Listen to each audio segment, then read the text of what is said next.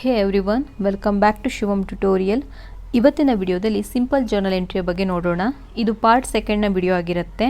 ಈಗಾಗಲೇ ನಾನು ಪ್ರೀವಿಯಸ್ ವಿಡಿಯೋದಲ್ಲಿ ಕ್ರೆಡಿಟ್ ಟ್ರಾನ್ಸಾಕ್ಷನ್ಗಳ ಬಗ್ಗೆ ಹೇಳಿದ್ದೆ, ಹೌದಾ? ಸೊ ಈಗ ಇನ್ನೂ ಕಂಟಿನ್ಯೂ ಆಗಿ ಮುಂದೆ ನೋಡ್ತಾ ಹೋಗೋಣ. ಇದರಲ್ಲಿ ಔಟ್ಸ್ಟ್ಯಾಂಡಿಂಗ್ ಎಂಟ್ರಿಗಳಿದ್ದಾಗ, ಅಡ್ವಾನ್ಸ್ ಎಂಟ್ರಿಗಳಿದ್ದಾಗ ಮತ್ತು ಡ್ರಾಯಿಂಗ್ ಇದ್ದಾಗ, ಈ ಥರ ಬೇರೆ ಬೇರೆ ಎಂಟ್ರಿಗಳಿದ್ದಾಗ ಯಾವ ಥರ ನಾವು ಟ್ರಾನ್ಸಾಕ್ಷನ್ಗಳನ್ನು ರೆಕಾರ್ಡ್ ಮಾಡ್ತೀವಿ, ಯಾವ ಎಂಟ್ರಿ ಡೆಬಿಟ್ ಆಗುತ್ತೆ, ಯಾವ ಎಂಟ್ರಿ ಕ್ರೆಡಿಟ್ ಆಗುತ್ತೆ ಅನ್ನೋದನ್ನು ರೂಲ್ನ ಅಪ್ಲೈ ಮಾಡಿ ನೋಡೋಣ. ಈ ವಿಡಿಯೋದಲ್ಲಿ ಮೊದಲನೇ ಟ್ರಾನ್ಸಾಕ್ಷನ್ ನೋಡಿ, withdraw cash for personal use rupees 3000 ಅಂತ ಇದೆ. ಅಂದರೆ ಪರ್ಸ್ನಲ್ ಯೂಸ್ ಅಂತ ಇಲ್ಲಿ ಯಾವಾಗ ವರ್ಡ್ ಬರುತ್ತೆ ಅದು ಡ್ರಾಯಿಂಗ್ ಅಂತ ಹೇಳಿ ಕನ್ಸಿಡರ್ ಆಗುತ್ತೆ. ಹಾಗಂತ ಅಂದರೆ ಓನರ್ ಅವನ ಪರ್ಸ್ನಲ್ ಯೂಸಿಗೆ ಬಿಸ್ನೆಸ್ಸಲ್ಲಿರುವಂಥ ದುಡ್ಡನ್ನು ಅಥವಾ ಬಿಸ್ನೆಸ್ಸಲ್ಲಿರುವ ಗೂಡ್ಸನ್ನು ತೊಗೊಂಡೋಗಿರ್ತಾನೆ. ಸೊ ಇಲ್ಲಿ ಎಂಟ್ರಿ ಏನಾಗುತ್ತೆ ಅಂತ ನೋಡ್ತೀವಿ. ಫಸ್ಟ್ ಆಫ್ ಆಲ್ ಡ್ರಾಯಿಂಗ್ ಆಗಿದೆ ಅಂತ ಅಂದರೆ ಅದು ಕ್ಯಾಪಿಟಲ್ನ ಕಡಿಮೆ ಮಾಡುತ್ತೆ. ಸೊ ಕ್ಯಾಪಿಟಲ್ನ ಕೆಟಗರಿಯಲ್ಲಿ ಬರೋದೇ ಎರಡು ಐಟಮ್ ಆಗಿರುತ್ತೆ, ಒಂದು ಕ್ಯಾಪಿಟಲ್, ಇನ್ನೊಂದು ಡ್ರಾಯಿಂಗ್. ಸೊ ಡ್ರಾಯಿಂಗ್ ಅನ್ನೋದು ಕ್ಯಾಪಿಟಲ್ನ ಕೆಟಗರಿಗೆ ಹೋಗುತ್ತೆ. ಸೊ ಇದೇನು ಮಾಡುತ್ತೆ, ಡ್ರಾಯಿಂಗ್ ಕ್ಯಾಪಿಟಲ್ನ ಕಡಿಮೆ ಮಾಡುತ್ತೆ. ಸೊ ಇದನ್ನ ಯಾವತ್ತೂ ನೆನಪಿಟ್ಕೊಳ್ಬೇಕು. ಸೊ ಇಲ್ಲಿ ಬರುವಂಥ ಎರಡು ಆಸ್ಪೆಕ್ಟ್ ಯಾವುದು ಅಂತ ಹೇಳಿ ನಾವು ಮೊದಲು ನೋಡ್ತೀವಿ. ಸೊ ಇಲ್ಲಿ ಬರುವಂಥ ಎರಡು ಆಸ್ಪೆಕ್ಟ್ ಅಂತ ಅಂದರೆ ಫಸ್ಟು ಕ್ಯಾಶ್ ಅಕೌಂಟ್, ಇನ್ನೊಂದು ಡ್ರಾಯಿಂಗ್ ಅಕೌಂಟ್. ಸೊ ಈಗ ನಾವು ಇದು ಯಾವ ಕೆಟಗರಿಯಲ್ಲಿ ಬರುತ್ತೆ ಅಂತ ಹೇಳಿ ನೋಡ್ತೀವಿ. ಕ್ಯಾಶ್ ಒಂದು ಅಸೆಟ್ ಆಗುತ್ತೆ, ಹೌದಾ? ಆ್ಯಂಡ್ ಡ್ರಾಯಿಂಗ್ ಅಕೌಂಟ್ ಈಗ ಜಸ್ಟ್ ಹೇಳ್ದಂಗೆ ಇದು ಕ್ಯಾಪಿಟಲ್ನ ಕೆಟಗರಿಗೆ ಹೋಗುತ್ತೆ. ಈಗ ನಾವು ರೂಲನ್ನು ಅಪ್ಲೈ ಮಾಡ್ತೀವಿ. ನೋಡಿ ಇಲ್ಲಿ ಅಸೆಟ್ನ ರೂಲ್ ಏನಿದೆ, debit increases, credit decreases. So increase ಆದರೆ ಡೆಬಿಟ್ ಮಾಡಬೇಕು, ಡಿಕ್ರೀಸ್ ಆದರೆ ಕ್ರೆಡಿಟ್ ಮಾಡಬೇಕು. ಸೊ ಕ್ಯಾಶ್ ಏನಾಗ್ತಾ ಇದೆ, ಇಲ್ಲಿ ಫರ್ಮಿಂದ ಹೊರಗಡೆ ಹೋಗ್ತಾ ಇದೆ. ಅಂದರೆ ಕ್ಯಾಶ್ ಏನಾಗ್ತಾ ಇದೆ, ಕಡಿಮೆ ಆಗ್ತಾ ಇದೆ. ಬಿಕಾಸ್ ಓನರ್ ಏನು ಮಾಡ್ತಾ ಇದ್ದಾನೆ, ಕ್ಯಾಶನ್ನು ವಿಡ್ರಾ ಮಾಡ್ತಾ ಇದ್ದಾನೆ. ಅದು ಕ್ಯಾಶನ್ನು ಏನು ಮಾಡುತ್ತೆ, ಕಡಿಮೆ ಮಾಡುತ್ತೆ. ಬಿಸ್ನೆಸ್ಸಲ್ಲಿ ಇರುವಂಥ ಕ್ಯಾಶ್ ಕಡಿಮೆ ಆಗುತ್ತೆ, ಹೌದಾ? ಸೊ ಕ್ಯಾಶ್ ಕಡಿಮೆ ಆಗ್ತಾ ಇದೆ ಅಂದರೆ ಅಸೆಟ್ ಕಡಿಮೆ ಆಗ್ತಾ ಇದೆ. ಅಸೆಟ್ ಕಡಿಮೆ ಆದರೆ ನಾವೇನು ಮಾಡ್ತೀವಿ, ಕ್ರೆಡಿಟ್ ಮಾಡ್ತೀವಿ ಆ್ಯಸ್ ಪರ್ ದ ರೂಲ್. ಇನ್ನು ಡ್ರಾಯಿಂಗ್ ಅಕೌಂಟ್ ಕ್ಯಾಪಿಟಲ್ನ ಕೆಟಗರಿಯಲ್ಲಿ ಬರುತ್ತೆ, ಹೌದಾ? ಕ್ಯಾಪಿಟಲ್ನ ರೂಲ್ ಏನಾಗುತ್ತೆ, ಡೆಬಿಟ್ ಡಿಕ್ರೀಸಸ್, ಕ್ರೆಡಿಟ್ ಇನ್ಕ್ರೀಸಸ್ ಅಂತ ಆಗುತ್ತೆ. ಡ್ರಾಯಿಂಗ್ ಏನು ಮಾಡ್ತಾ ಇದೆ, ಕ್ಯಾಪಿಟಲ್ನ ಕಡಿಮೆ ಮಾಡುತ್ತೆ, ಹೌದಾ? ಹಾಗಾಗಿ ಇದನ್ನು ನಾವೇನು ಮಾಡ್ತೀವಿ, ಡೆಬಿಟ್ ಅಂತ ಹೇಳಿ ಕನ್ಸಿಡರ್ ಮಾಡ್ಕೋತೀವಿ. ಸೊ ಟ್ರಾನ್ಸಾಕ್ಷನ್ ಏನಾಗುತ್ತೆ, ಇಲ್ಲಿ ಫಸ್ಟು ನಾವು ಡೆಬಿಟ್ ಆಸ್ಪೆಕ್ಟನ್ನು ಬರಿತೀವಿ, ಹೌದಾ? ಹಾಗಾಗಿ drawing account debit to cash account ಅಂತ ಆಗುತ್ತೆ. ಈಗ ನಾವು ನೆಕ್ಸ್ಟ್ ಟ್ರಾನ್ಸಾಕ್ಷನ್ ನೋಡೋಣ. ನೋಡಿ ಇಲ್ಲಿ ಸ್ಟೇಷನರಿ ಪೇಯ್ಡ್ ರುಪೀಸ್ 1000 ಅಂತ ಇದೆ. ಸ್ಟೇಷನರಿ ಅನ್ನೋದು ಒಂದು ಎಕ್ಸ್ಪೆನ್ಸಸ್ ಆಗುತ್ತೆ. ಸೊ ಯಾವ ಒಂದು ಐಟಮನ್ನು ನಾವು ಸಪ್ರೇಟಾಗಿ ಅಕೌಂಟ್ ಅಂತ ಮೆನ್ಷನ್ ಮಾಡೋಕ್ಕೆ ಆಗೋದಿಲ್ವೋ ಅದನ್ನು ನಾವು ಒಂದು ಸಪ್ರೇಟ್ ಹೆಡ್ಡಲ್ಲಿ ತೊಗೊಳ್ತೀವಿ. ಈಗ ಫಾರ್ ಎಕ್ಸಾಂಪಲ್ ಪೆನ್ ಅಕೌಂಟ್ ಅಂತ ಹೇಳಿ ನಾವು ತೊಗೊಳಕ್ಕಾಗಲ್ಲ, ಹೌದಾ? ಪೆನ್ ಅಕೌಂಟ್ ಅಂತ ಹೇಳಿ ನಾವು ಎಷ್ಟು ಪೆನ್ ಅಕೌಂಟ್ ಅಂತ ರೆಕಾರ್ಡ್ ಮಾಡಬೇಕಾಗತ್ತೆ. ಸೊ ಅದು ಅಕೌಂಟಿನ ಬುಕ್ಕನ್ನು ಬರ್ಡನ್ನು ಜಾಸ್ತಿ ಮಾಡುತ್ತೆ. ಹಾಗಾಗಿ ಅಂಥದ್ದನ್ನು ನಾವೇನು ಮಾಡ್ತೀವಿ, ಒಂದು ಸಪ್ರೇಟ್ ಹೆಡ್ಡಲ್ಲಿ ರೆಕಾರ್ಡ್ ಮಾಡ್ತೀವಿ. ಪೆನ್ ಅಕೌಂಟ್ ಅನ್ನೋದು ಒಂದು ಸಪ್ರೇಟ್ ಹೆಡ್ ಮೀನ್ಸ್ ಸ್ಟೇಷನರಿ ಅಂತ ಹೇಳಿ ತೊಗೊಳ್ತೀವಿ ನಾವು. ಅದೇ ರೀತಿಯಲ್ಲಿ ಚಿಕ್ಕ ಪುಟ್ಟ ಐಟಮ್ಸ್ಗಳಿದ್ದರೆ ಅದನ್ನು ನಾವು ದುಡ್ಡನ್ನು ಕೊಟ್ಟೆ ಪರ್ಚೇಸ್ ಮಾಡಿರ್ತೀವಿ, ಹೌದಾ? ದುಡ್ಡು ಕೊಟ್ಟು ಪರ್ಚೇಸ್ ಮಾಡಿದ್ದೀವಿ ಅಂತಾದರೆ ನಾವು ಅದನ್ನ ಅಕೌಂಟಿಂಗ್ ಬುಕ್ಕಲ್ಲಿ ರೆಕಾರ್ಡ್ ಮಾಡಲೇಬೇಕಾಗಿ ಬರ್ತದೆ. ಆದರೆ ಚಿಕ್ಕ ಪುಟ್ಟ ಟ್ರಾನ್ಸಾಕ್ಷನ್ಗಳಾಗಿದ್ದನ್ನು ಸಪ್ರೇಟಾಗಿ ತೋರಿಸೋದಿಲ್ಲ, ಬದಲಾಗಿ ಒಂದು ಹೆಡ್ಡಲ್ಲಿ ನಾವು ಅದನ್ನ ರೆಕಾರ್ಡ್ ಮಾಡ್ತೀವಿ. ಅದಕ್ಕೆ ನಾವು ಸ್ಟೇಷನರಿ ಅಕೌಂಟ್ ಅಂತೇಳಿ ತೊಗೊಳ್ಬೋದು. ಸೊ ಇಲ್ಲಿ ನೋಡಿ, ಸ್ಟೇಷನರಿ ಪೇಯ್ಡ್ ಇದು ಒಂದು ರೀತಿಯ ಎಕ್ಸ್ಪೆನ್ಸಸ್ ಆಗುತ್ತೆ. ಹಾಗಾಗಿ ಇಲ್ಲಿ ಬರುವಂಥ ಎರಡು ಅಕೌಂಟ್ ಅಂತ ಅಂದರೆ ಒಂದು ಕ್ಯಾಶ್ ಅಕೌಂಟ್. ಸೊ ಯಾಕೆ ಅಂತಂದರೆ ಕ್ಯಾಶನ್ನು ಪೇ ಮಾಡ್ತಾ ಇದ್ದಾರೆ, ಹೌದಾ? ಇನ್ನೊಂದು ಸ್ಟೇಷನರಿ ಅಕೌಂಟ್ ಅಂತ ಹೇಳಿ ತೊಗೊಳ್ತೀವಿ. ಇದು ಎಕ್ಸ್ಪೆನ್ಸಸ್ನ ಕೆಟಗರಿಗೆ ಹೋಗುತ್ತೆ. ಆ್ಯಂಡ್ ಕ್ಯಾಶ್ ಅನ್ನೋದು ಅಸೆಟ್ನ ಕೆಟಗರಿಗೆ ಹೋಗುತ್ತೆ. ಸೊ ಇವಾಗ ರೂಲ್ನ ಅಪ್ಲೈ ಮಾಡಬೇಕು. ರೂಲ್ ನೋಡಿ, ಅಸೆಟ್ ಮತ್ತು ಎಕ್ಸ್ಪೆನ್ಸಸ್ಸಿಗೆ ಒಂದೇ ರೂಲ್ ಅಪ್ಲೈ ಆಗುತ್ತೆ. ಅದೇನು ಅಂತ ಅಂದರೆ ಡೆಬಿಟ್ ಇನ್ಕ್ರೀಸಸ್, ಕ್ರೆಡಿಟ್ ಡಿಕ್ರೀಸಸ್ ಅಂತ ಹೇಳಿ. ಸೊ ಈಗ ನೋಡೋಣ, ಕ್ಯಾಶ್ ಏನಾಗ್ತಾ ಇದೆ, ಹೆಚ್ಚಾಗ್ತಾ ಇದೆಯೋ ಅಥವಾ ಕಡಿಮೆ ಆಗ್ತಾ ಇದೆಯೋ. ಸೊ ನಾವಿಲ್ಲಿ ಕ್ಯಾಶನ್ನು ಪೇ ಮಾಡ್ತಾ ಇದ್ದೀವಿ, ಹೌದಾ? ಹಾಗಾಗಿ ಕ್ಯಾಶ್ ಏನಾಗ್ತಾ ಇದೆ, ಕಡಿಮೆ ಆಗ್ತಾ ಇದೆ. ಇನ್ನು ಎಕ್ಸ್ಪೆನ್ಸಸ್ ಏನಾಗ್ತಾ ಇದೆ, ಇಲ್ಲಿ ಜನ್ರೇಟ್ ಆಗ್ತಾ ಇದೆ. ನಾವು ಯಾಕೆ ಕ್ಯಾಶನ್ನು ಪೇ ಮಾಡ್ತಾ ಇದ್ದೀವಿ, ಬಿಕಾಸ್ ಅಲ್ಲಿ ಎಕ್ಸ್ಪೆನ್ಸಸ್ ಜನ್ರೇಟ್ ಆಗಿದೆ ಅಂತ ಹೇಳಿ ಅರ್ಥ. ಹಾಗಾಗಿ ಎಕ್ಸ್ಪೆನ್ಸಸ್ ಇನ್ಕ್ರೀಸ್ ಆಗಿದೆ ಅಂತ ಆಗತ್ತೆ. ಸೊ ಈಗ ರೂಲ್ನ ಅಪ್ಲೈ ಮಾಡಬೇಕು. Debit increases, credit decreases. Increase ಆಗಿರೋದನ್ನು ಡೆಬಿಟ್ ಮಾಡ್ತೀವಿ, ಅಂದರೆ ಸ್ಟೇಷನರಿ ಅಕೌಂಟ್ ಏನಾಗುತ್ತೆ, ಡೆಬಿಟ್ ಆಗುತ್ತೆ. ಡಿಕ್ರೀಸ್ ಆಗಿದ್ದನ್ನು ಕ್ರೆಡಿಟ್ ಮಾಡ್ತೀವಿ. ಕ್ಯಾಶ್ ಅಕೌಂಟ್ ಏನಾಗ್ತಾ ಇದೆ, ಕ್ರೆಡಿಟ್ ಆಗ್ತಾ ಇದೆ. ಸೊ ಈಗ ಟ್ರಾನ್ಸಾಕ್ಷನ್ ರೆಕಾರ್ಡ್ ಮಾಡ್ಕೊಳ್ಳೋಣ. Stationery account debit to cash account. Next transaction, fresh capital introduced rupees 5000 ಅಂತ ಇದೆ. ಸೊ ಏನಿದು ಫ್ರೆಶ್ ಕ್ಯಾಪಿಟಲ್ ಇಂಟ್ರೊಡ್ಯೂಸ್ಡ್ ಅಂತ ಅಂದರೆ, ಸೊ ಯಾವಾಗಲೂ ಕೂಡ ಕ್ಯಾಪಿಟಲ್ನ ಸ್ಟಾರ್ಟಿಂಗಲ್ಲಿ ಇಂಟ್ರೊಡ್ಯೂಸ್ ಮಾಡ್ತಾರೆ, ಹೌದಾ? ಅಂದರೆ ಬಿಸ್ನೆಸ್ಸನ್ನು ಸ್ಟಾರ್ಟ್ ಮಾಡ್ತಾ ಇದ್ದಾರೆ ಅಂತ ಅನ್ನುವಾಗ ಕ್ಯಾಶನ್ನು ಏನಾದರೂ ಒಬ್ಬ ಓನರ್ ತೊಗೊಂಡು ಬರ್ತಾನೆ ಅಥವಾ ಅಸೆಟ್ಟನ್ನು ಏನಾದರೂ ತೊಗೊಂಡು ಬರ್ತಾ ಇದ್ದಾನೆ ಬಿಗಿನಿಂಗಲ್ಲಿ ಅಂತ ಅಂದರೆ ಅದು ಕ್ಯಾಪಿಟಲ್ ಅಂತೇಳಿ ಕನ್ಸಿಡರ್ ಆಗುತ್ತೆ. ಅಂದರೆ ಬಿಸ್ನೆಸ್ಸಿಗೆ ಅವನು ಏನನ್ನು ಇನ್ವೆಸ್ಟ್ಮೆಂಟ್ ಮಾಡ್ತಾನೆ ಅದನ್ನ ಕ್ಯಾಪಿಟಲ್ ಅಂತ ಹೇಳಿ ಕನ್ಸಿಡರ್ ಮಾಡ್ಕೋತೀವಿ. ಸೊ ಇಲ್ಲಿ ಫ್ರೆಶ್ ಕ್ಯಾಪಿಟಲ್ ಇಂಟ್ರೊಡ್ಯೂಸ್ಡ್ ಅಂದರೆ ಮಿಡ್ಲಲ್ಲಿ ಎಲ್ಲಾದರೂ ಅವನಿಗೆ ಬಿಸ್ನೆಸ್ಸನ್ನು ಮಾಡ್ತಾ ಇರುವಾಗ ಮತ್ತೆ ಕ್ಯಾಶ್ ಫಾರ್ಮಲ್ಲಿ ಅಥವಾ ಅಸೆಟ್ನ ಫಾರ್ಮಲ್ಲಿ ಕ್ಯಾಪಿಟಲ್ನ ತರಬೇಕು ಅಂತ ಅನಿಸಿದರೆ ಅವನು ಮತ್ತೆ ಇಂಟ್ರೊಡ್ಯೂಸ್ ಮಾಡ್ತಾನೆ. ಸೊ ಇಲ್ಲೂ ಕೂಡ ಬಿಗಿನಿಂಗಲ್ಲಿ ನಾವು ಏನು ಎಂಟ್ರಿ ಮಾಡಿದ್ದೀವಿ ಅದೇ ಎಂಟ್ರಿನ ಇಲ್ಲೂ ನಾವು ರೆಕಾರ್ಡ್ ಮಾಡ್ತೀವಿ. ಸೊ ಇಲ್ಲಿ ಇರುವಂಥ ಎರಡು ಆಸ್ಪೆಕ್ಟ್ ಅಂತ ಅಂದರೆ ಒಂದು ಕ್ಯಾಶ್ ಅಕೌಂಟ್, ಬಿಕಾಸ್ ಅವನು ಕ್ಯಾಪಿಟಲ್ನ ತರ್ತಾ ಇರೋದು ಕ್ಯಾಶ್ ಫಾರ್ಮಲ್ಲಿ, ಹಾಗಾಗಿ ಮೊದಲನೇದಾಗತ್ತೆ ಕ್ಯಾಶ್ ಅಕೌಂಟ್. ಇನ್ನೊಂದು ಕ್ಯಾಪಿಟಲ್ ಅಕೌಂಟ್ ಆಗತ್ತೆ. ಅಗೇನ್ ಇದರ ಕೆಟಗರಿಯನ್ನು ನಾವು ಫಸ್ಟ್ ನೋಡ್ಕೋತೀವಿ. ಕ್ಯಾಶ್ ಅನ್ನೋದು ಅಸೆಟ್ ಆಗತ್ತೆ, ಹೌದಾ? ಆ್ಯಂಡ್ ಕ್ಯಾಪಿಟಲ್ನ ಕೆಟಗರಿಯಲ್ಲೇ ಅಪ್ಲೈ ಆಗುತ್ತೆ. ಈಗ ರೂಲ್ನ ನೋಡೋಣ. ಅಸೆಟ್ನ ರೂಲ್ ಏನಿದೆ, ಡೆಬಿಟ್ ಇನ್ಕ್ರೀಸಸ್, ಕ್ರೆಡಿಟ್ ಡಿಕ್ರೀಸಸ್. ಅದೇ ರೀತಿಯಲ್ಲಿ ಕ್ಯಾಪಿಟಲ್ನ ರೂಲ್ ಏನಾಗುತ್ತೆ, debit decreases, credit increases. So ಇವಾಗ ನೋಡಿ ಇಲ್ಲಿ ಕ್ಯಾಶ್ ಏನಾಗ್ತಾ ಇದೆ, ಬಿಸ್ನೆಸ್ಸಿಗೆ ಬರ್ತಾ ಇದೆಯೋ ಅಥವಾ ಬಿಸ್ನೆಸ್ಸಿಂದ ಹೊರಗಡೆ ಹೋಗ್ತಾ ಇದೆಯೋ ಅಂತ ನೋಡ್ತೀವಿ. ಬಿಸ್ನೆಸ್ಸಿಗೆ ಇಂಟ್ರೊಡ್ಯೂಸ್ ಮಾಡ್ತಾ ಇದ್ದಾರೆ, ಬಿಸ್ನೆಸ್ಸಿಗೆ ತರ್ತಾ ಇದ್ದಾರೆ, ಹೌದಾ? ಹಾಗಾಗಿ ಕ್ಯಾಶ್ ಏನಾಗ್ತಾ ಇದೆ, ಇನ್ಕ್ರೀಸ್ ಆಗ್ತಾ ಇದೆ, ಬಿಸ್ನೆಸ್ಸಲ್ಲಿ ಹೆಚ್ಚಾಗ್ತಾ ಇದೆ. ಹಾಗಾಗಿ ಕ್ಯಾಶನ್ನು ನಾವೇನು ಮಾಡ್ತೀವಿ, ಡೆಬಿಟ್ ಮಾಡ್ತೀವಿ. ಆ್ಯಂಡ್ ಕ್ಯಾಪಿಟಲ್ನ ನಾವೇನು ಮಾಡಬೇಕಾಗತ್ತೆ, ಕ್ರೆಡಿಟ್ ಮಾಡಬೇಕಾಗತ್ತೆ. ಬಿಕಾಸ್ ಕ್ಯಾಪಿಟಲ್ ಕೂಡ ಇನ್ಕ್ರೀಸ್ ಆಗ್ತಾ ಇದೆ, ಬಿಕಾಸ್ ಇನ್ವೆಸ್ಟ್ಮೆಂಟ್ ಮಾಡ್ತಾ ಇದ್ದಾರೆ, ಹೌದಾ? ಬಂಡವಾಳ ಕೂಡ ಜಾಸ್ತಿ ಆಗ್ತಾ ಇದೆ, ಹಾಗಾಗಿ ಅದನ್ನ ನಾವೇನು ಮಾಡ್ತೀವಿ, ಕ್ರೆಡಿಟ್ ಮಾಡ್ತೀವಿ. ಬಿಕಾಸ್ ರೂಲ್ ಏನು ಹೇಳ್ತಾ ಇದೆ, ಡೆಬಿಟ್ ಡಿಕ್ರೀಸಸ್, ಕ್ರೆಡಿಟ್ ಇನ್ಕ್ರೀಸಸ್. ಈಗ ನಾವು ಟ್ರಾನ್ಸಾಕ್ಷನ್ನ ಹೇಗೆ ರೆಕಾರ್ಡ್ ಮಾಡ್ತೀವಿ ಅಂತ ನೋಡೋಣ. ಫಸ್ಟ್ ನಾವು ಡೆಬಿಟ್ ಆಸ್ಪೆಕ್ಟನ್ನು ಬರಿತೀವಿ, ಹೌದಾ? ಹಾಗಾಗಿ ಕ್ಯಾಶ್ ಅಕೌಂಟ್ ಡೆಬಿಟ್ ಆಗುತ್ತೆ ಆ್ಯಂಡ್ ಕ್ಯಾಪಿಟಲ್ ಅಕೌಂಟ್ ಏನಾಗುತ್ತೆ, ಕ್ರೆಡಿಟ್ ಆಗುತ್ತೆ. ನೋಡಿ ಇಲ್ಲಿ next transaction, outstanding salary ₹800. So first of all ಈ ಔಟ್ಸ್ಟ್ಯಾಂಡಿಂಗ್ ಅಂದರೆ ಅರ್ಥ ಏನು ಅಂತ ನೋಡ್ಕೊಳ್ಬೇಕು. ಔಟ್ಸ್ಟ್ಯಾಂಡಿಂಗ್ ಅಂತ ಅಂದರೆ ಡ್ಯೂ ಇದೆ ಅಂತ ಅರ್ಥ, ಅಥವಾ ಪೆಂಡಿಂಗ್ ಇದೆ ಅಂತಲೂ ಹೇಳ್ಬೋದು. ಸೊ ಇಲ್ಲಿ ಪೆಂಡಿಂಗ್ ಇರೋದು ಅಥವಾ ಡ್ಯೂ ಇರೋದು ಏನು, ಇನ್ಕಮ್ ಆರ್ ಎಕ್ಸ್ಪೆನ್ಸಸ್ ಅಂತ ನೋಡ್ಕೊಳ್ಬೇಕು ನಾವು. ಯಾಕೆ ಅಂತ ಅಂದರೆ ನಮಗೆ ರೂಲ್ನ ಅಪ್ಲೈ ಮಾಡೋದಕ್ಕೆ ಮೇನ್ ಆಗಿ ನಾವು ಅದನ್ನೇ ನೋಡಬೇಕಾಗತ್ತೆ, ಇನ್ಕಮ್ ಡ್ಯೂ ಇದೆಯೋ ಅಥವಾ ಎಕ್ಸ್ಪೆನ್ಸಸ್ ಡ್ಯೂ ಇದೆಯೋ ಅಥವಾ ಪೆಂಡಿಂಗ್ ಇದೆಯೋ ಅಂತ ಹೇಳಿ. ಅದನ್ನ ಹೇಗೆ ನೋಡೋಕ್ಕಾಗತ್ತೆ, ನೋಡಿ ಅಲ್ಲಿ ಸ್ಯಾಲರಿ ಅಂತ ಇದೆ, ಸ್ಯಾಲರಿನ ಯಾವತ್ತು ಪೇ ಮಾಡೋದಕ್ಕೆ ಸಾಧ್ಯ, ಹೌದಾ?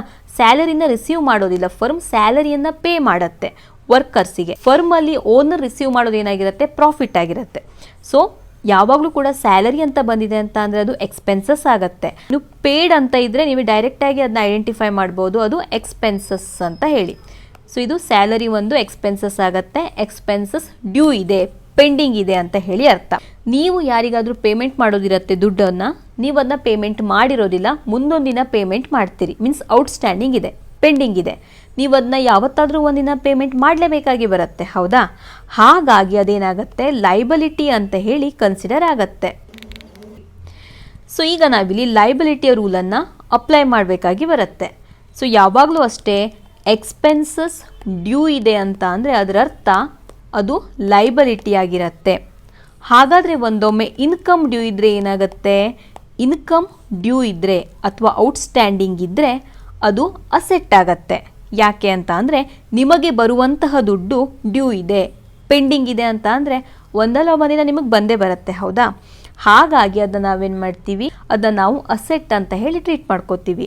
ಬಟ್ ಇಲ್ಲಿರುವಂಥ ಟ್ರಾನ್ಸಾಕ್ಷನಲ್ಲಿದೆ ಎಕ್ಸ್ಪೆನ್ಸಸ್ ಔಟ್ಸ್ಟ್ಯಾಂಡಿಂಗ್ ಇದೆ, ಎಕ್ಸ್ಪೆನ್ಸಸ್ ಡ್ಯೂ ಇದೆ, ಹಾಗಾಗಿ ಇದನ್ನು ನಾವು ಲಯಬಿಲಿಟಿ ಅಂತ ಹೇಳಿ ಕನ್ಸಿಡರ್ ಮಾಡ್ಕೋತೀವಿ. ಸೊ ಇಲ್ಲಿ ಇರುವಂಥ ಎರಡು ಆಸ್ಪೆಕ್ಟ್ ಯಾವ್ಯಾವುದಿದೆ ಅಂತ ಹೇಳಿ ನೋಡೋಣ. ಎಕ್ಸ್ಪೆನ್ಸಸ್ನ ತೊಗೊಳ್ತೀವಿ, ಇಲ್ಲಿ ಕ್ಯಾಶ್ ಅಂತ ತೊಗೊಳ್ಬಾರ್ದು. ಯಾಕೆ ಅಂತ ಅಂದರೆ ಕ್ಯಾಶ್ ಇನ್ನೂ ಪೇಮೆಂಟ್ ಆಗಿಲ್ಲ, ಪೇಮೆಂಟ್ ಆಗೋದಿದೆ, ಹೌದಾ? ಕ್ಯಾಶ್ ಅಕೌಂಟ್ ಅಂತ ಎಲ್ಲೂ ಕೂಡ ಬರೋದಿಲ್ಲ ಔಟ್ಸ್ಟ್ಯಾಂಡಿಂಗ್ ಇದ್ದಾಗ, ಇದನ್ನ ನೆನ್ಪಿಟ್ಕೊಳ್ಬೇಕು. ಸೊ ಇಲ್ಲಿ ಬರುವಂಥದ್ದು ಸ್ಯಾಲರಿ ಅಕೌಂಟ್ ಒಂದಾಗತ್ತೆ, ಇನ್ನೊಂದು ಔಟ್ಸ್ಟ್ಯಾಂಡಿಂಗ್ ಸ್ಯಾಲರಿ ಅಕೌಂಟ್. ಸೊ ಇಲ್ಲಿ ಸ್ಯಾಲರಿ ಅಕೌಂಟ್ ಅನ್ನೋದು ಒಂದು ಎಕ್ಸ್ಪೆನ್ಸಸ್ ಆಗುತ್ತೆ, ಹೌದಾ?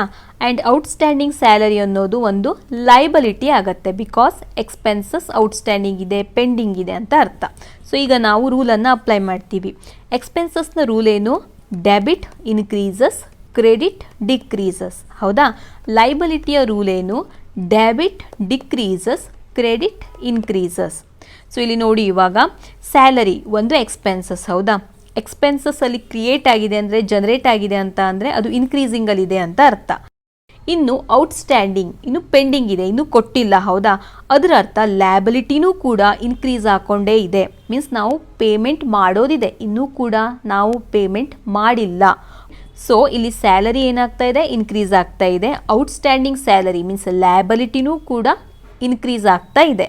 ಸೊ ಇಲ್ಲಿ ನಾವೇನು ಮಾಡ್ತೀವಿ, ಸ್ಯಾಲರಿ ಅಕೌಂಟ್ನ ಡೆಬಿಟ್ ಮಾಡ್ತೀವಿ, ಔಟ್ಸ್ಟ್ಯಾಂಡಿಂಗ್ ಸ್ಯಾಲರಿ ಅಕೌಂಟ್ನ ಕ್ರೆಡಿಟ್ ಮಾಡ್ತೀವಿ as per the rule.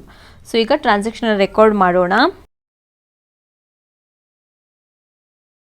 So ಇಲ್ಲಿ ತುಂಬ ಸ್ಟೂಡೆಂಟ್ಸ್ ಕನ್ಫ್ಯೂಸ್ ಮಾಡ್ಕೊಳ್ಳೋದೇನು ಅಂತ ಅಂದರೆ, ಔಟ್ಸ್ಟ್ಯಾಂಡಿಂಗ್ ಅಂತ ಕೊಟ್ಟಾಗ ಅಲ್ಲಿ ಕ್ಯಾಶ್ ಅಂತ ಹೇಳಿ ತೊಗೊಂಡ್ಬಿಡ್ತಾರೆ. ಅಲ್ಲಿ ಯಾವುದೇ ಕಾರಣಕ್ಕೂ ಕ್ಯಾಶ್ ಅಕೌಂಟ್ ಬರೋದೇ ಇಲ್ಲ, ಬಿಕಾಸ್ ಅಲ್ಲಿ ಕ್ಯಾಶ್ ಇನ್ನೂ ಪೇಮೆಂಟ್ ಆಗೇ ಇಲ್ಲ.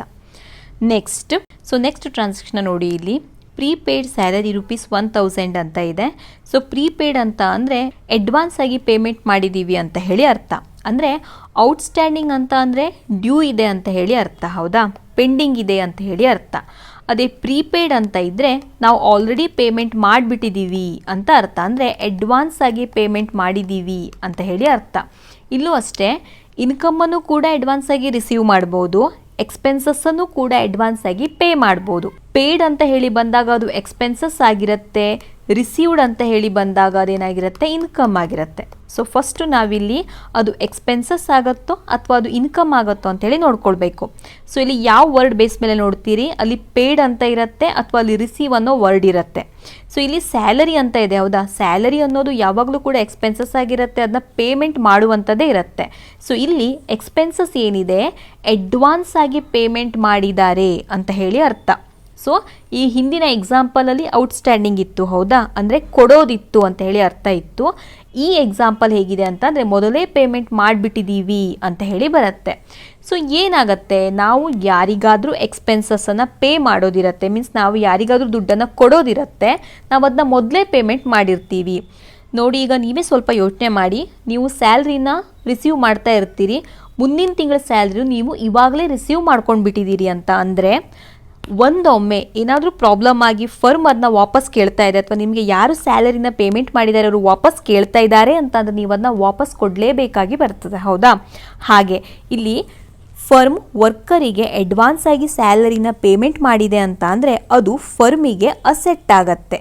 ಯಾಕೆ ಅಸೆಟ್ ಆಗತ್ತೆ ಅಂತ ಅಂದರೆ, ಆ ಸ್ಯಾಲರಿನ ಪೇಮೆಂಟ್ ಮಾಡುವ ಟೈಮ್ ಇನ್ನೂ ಬಂದಿರೋದಿಲ್ಲ, ಲೀಗಲಿ ಆ ಫರ್ಮ್ ಆ ದುಡ್ಡನ್ನು ರಿಸೀವ್ ಮಾಡ್ಕೊಳ್ಳೋದಕ್ಕೆ ಅದಕ್ಕೆ ರೈಟ್ಸ್ ಇರುತ್ತೆ. ಹಾಗಾಗಿ ಅದು ಅಸೆಟ್ ಅಂತ ಹೇಳಿ ಟ್ರೀಟ್ ಆಗುತ್ತೆ. ಅಸೆಟ್ ಅಂತ ಅಂದರೆ ನಮಗೆ ಬರುವಂತಹ ದುಡ್ಡುಗಳನ್ನೆಲ್ಲ ನಾವಿಲ್ಲಿ ರೆಕಾರ್ಡ್ ಮಾಡ್ಕೋತೀವಿ, ಹೌದಾ? ಒಂದು ರೀತಿಯ ಆಸ್ತಿ ಅನ್ನೋ ರೀತಿ ಅರ್ಥ ಬರ್ತದೆ. ಅಸೆಟ್ ಅಂತ ಅಂದರೆ ನಮಗೆ ಬರುವಂಥ ದುಡ್ಡುಗಳನ್ನೆಲ್ಲ ನಾವಿಲ್ಲಿ ರೆಕಾರ್ಡ್ ಮಾಡ್ತೀವಿ. ಹಾಗಾಗಿ ಅಡ್ವಾನ್ಸ್ ಆಗಿ ಪೇಮೆಂಟ್ ಮಾಡಿರುವಂಥ ಏನಾದರೂ ಎಕ್ಸ್ಪೆನ್ಸಸ್ ಇದ್ದರೆ ಅದು ಅಸೆಟ್ ಅಂತ ಹೇಳಿ ಟ್ರೀಟ್ ಆಗುತ್ತೆ. ಅದೇ ಔಟ್ಸ್ಟ್ಯಾಂಡಿಂಗ್ ಇದ್ದರೆ ಅದು ಲೈಬಿಲಿಟಿ ಆಗುತ್ತೆ, ಅಡ್ವಾನ್ಸಸ್ ಆಗಿದ್ದರೆ ಅದು ಅಸೆಟ್ ಆಗುತ್ತೆ. ಸೊ ಇಲ್ಲಿ ಪ್ರೀಪೇಯ್ಡ್ ಅಂತ ಇದೆ, ಅಡ್ವಾನ್ಸಸ್ ಇದೆ, ಹೌದಾ? ಹಾಗಾಗಿ ಅಸೆಟ್ ಆಯಿತು. ಸೊ ಇಲ್ಲಿಗ ಕೆಟಗರಿಯಲ್ಲಿ ಅಪ್ಲೈ ಮಾಡಿ ನೋಡೋಣ. ಅದಕ್ಕಿಂತ ಮೊದಲು ಯಾವ 2 ಅಕೌಂಟ್ ಇಲ್ಲಿ ಇರುತ್ತೆ ಅಂತ ಹೇಳಿ ನೋಡೋಣ. ನೋಡಿ, ಅಲ್ಲಿ ಪ್ರೀಪೇಯ್ಡ್ ಸ್ಯಾಲರಿ ಅಂತ ಇದೆ. ದಟ್ ಮೀನ್ಸ್ ಸ್ಯಾಲರಿನ ಮೊದಲೇ ಅಡ್ವಾನ್ಸಲ್ಲಿ ಪೇ ಮಾಡಿದ್ದೀವಿ ಅಂತ ಹೇಳಿ ಅರ್ಥ. ಅಂದರೆ ಕ್ಯಾಶ್ ಏನಾಗಿದೆ, ಫರ್ಮಿಂದ ಹೊರಗಡೆ ಹೋಗಿದೆ, ಅಂದರೆ ಕ್ಯಾಶ್ ಡಿಕ್ರೀಸ್ ಆಗಿದೆ ಅಂತ ಅರ್ಥ. ಇನ್ನೊಂದು ಅಕೌಂಟ್ ಯಾವ್ದು ತೊಗೊಳ್ತೀವಿ ನಾವು, prepaid salary account. So cash ಅನ್ನೋದು ಒಂದು ಅಸೆಟ್ ಆಗತ್ತೆ, ಹೌದಾ? ಆ್ಯಂಡ್ ಪ್ರೀಪೇಯ್ಡ್ ಸ್ಯಾಲರಿ ಒಂದು ಅಸೆಟ್ ಆಗುತ್ತೆ. ಎರಡೂ ಕೂಡ ಅಸೆಟ್ನ ಕೆಟಗರಿಯಲ್ಲೇ ಇಲ್ಲಿ ಅಪ್ಲೈ ಆಗುತ್ತೆ. ಒಂದು ಡಿಕ್ರೀಸ್ ಆಗ್ತಾ ಇದ್ರೆ ಒಂದು ಇನ್ಕ್ರೀಸ್ ಆಗ್ತಾ ಇರುತ್ತೆ ನೋಡಿ. ಸೊ ಕ್ಯಾಶ್ ಏನಾಗಿದೆ, ಇಲ್ಲಿ ಫರ್ಮಿಂದ ಹೊರಗಡೆ ಹೋಗ್ತಾ ಇದೆ, ಅಂದರೆ ಕ್ಯಾಶ್ ಏನಾಗ್ತಾ ಇದೆ, ಕಡಿಮೆ ಆಗ್ತಿದೆ ಅಂತ ಆಯಿತು. ಆ್ಯಸ್ ಪರ್ ದ ರೂಲ್ ಏನು ಹೇಳ್ತಾ ಇದೆ ಅಸೆಟ್ಟಿಂದು, debit increases, credit decreases. So ನಾವು ಕ್ಯಾಶ್ ಅಕೌಂಟ್ನ ಏನು ಮಾಡಬೇಕಾಯಿತು, ಕ್ರೆಡಿಟ್ ಮಾಡ್ತೀವಿ, ಹೌದಾ? ಬಿಕಾಸ್ ಕ್ಯಾಶ್ ಹೊರಗಡೆ ಹೋಗ್ತಾ ಇದೆ, ಕ್ಯಾಶ್ ಕಡಿಮೆ ಆಗ್ತಾ ಇದೆ, ಹಾಗಾಗಿ ಕ್ರೆಡಿಟ್ ಮಾಡಿದ್ವಿ. ಇನ್ನು ಪ್ರೀಪೇಯ್ಡ್ ಸ್ಯಾಲರಿ ಇದು ಒಂದು ಅಸೆಟ್ ಆಗತ್ತೆ. ಸೊ ಅಸೆಟ್ ಹೆಚ್ಚಾಗ್ತಾ ಇದೆ ಅಂತ ನಾವೇನು ಮಾಡಬೇಕು, ಡೆಬಿಟ್ ಮಾಡಬೇಕು. ಸೊ ಇಲ್ಲಿ ಟ್ರಾನ್ಸಾಕ್ಷನ್ ಏನಾಗುತ್ತೆ, prepaid salary account debit to cash account. Next transaction commission received in advance. ನೋಡಿ, ಅಲ್ಲಿ ರಿಸೀವ್ಡ್ ಅನ್ನೋ ವರ್ಡ್ ಇದೆ, ಹೌದಾ?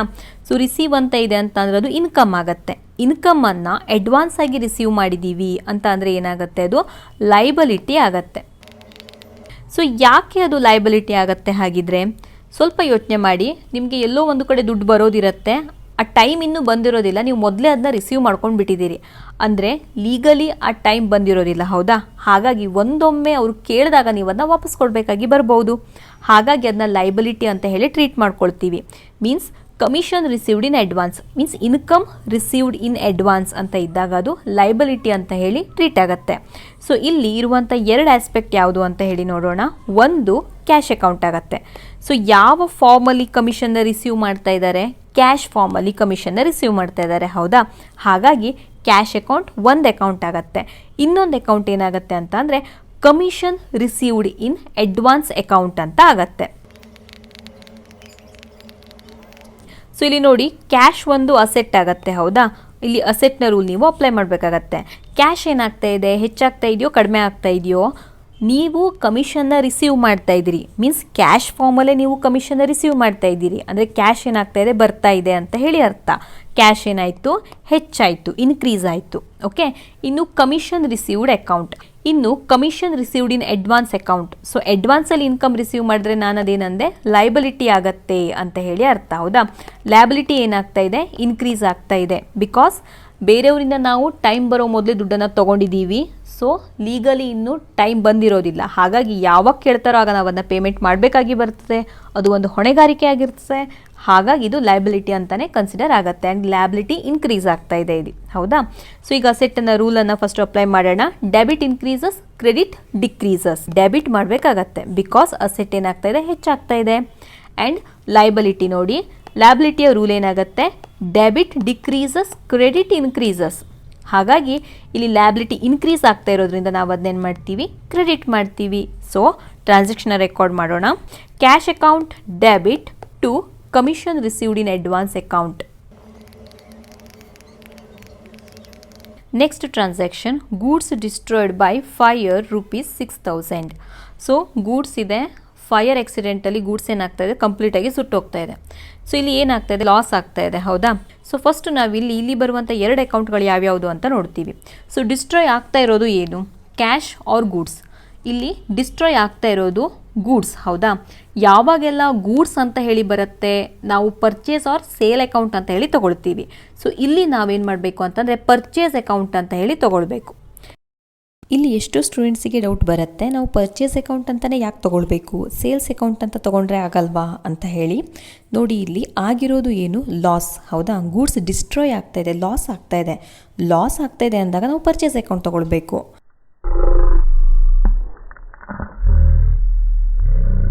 ಸೊ ನಾವು ಯಾಕೆ ಗೂಡ್ಸ್ ಅಕೌಂಟ್ ಅಂತ ತೊಗೊಳ್ಳೋದಿಲ್ಲ ಅನ್ನೋದನ್ನು ನಾನು ಪ್ರೀವಿಯಸ್ ವಿಡಿಯೋದಲ್ಲೇ ಹೇಳಿದ್ದೇನೆ, ಬೇಕಿದ್ರೆ ನೀವು ಅದನ್ನ ಚೆಕ್ ಮಾಡ್ಕೊಳ್ಳಿ.